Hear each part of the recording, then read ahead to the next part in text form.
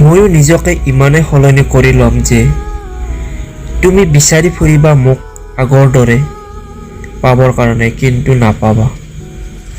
আমাৰ জীৱনটো একোখন অভিনয় ৰংমঞ্চ। ইয়াত কোনোবাই অভিনয় কৰে, কোনোবাই অভিনয় সহ্য কৰে আৰু কোনোবাই অভিনয় উপভোগ কৰে। নিজৰ লক্ষ্যক প্ৰকাশ কৰিব শিকা, নহ'লে দাপোনখনলৈ চালেও নিজৰ পৰিৱৰ্তে তাত লাগি থকা লেতেৰাখিনিহে দেখা পাবা। এক্সপেক্ট কৰিবলৈ এৰি একচেপ্ট কৰিবলৈ শিকা, জীৱন জীয়াবলৈ সহজ হৈ পৰিব।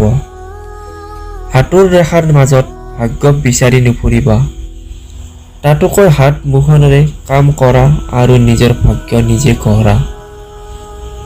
সপোন যিমানেই ৰঙীন, বাস্তৱ সিমানেই কঠিন। দৰ্জা চাপৰ হৈছে থাকক মোৰ কোঠাৰ, যি নিজৰ বুলি ভাবিব তেওঁ হালি ঘৰ সোমাব।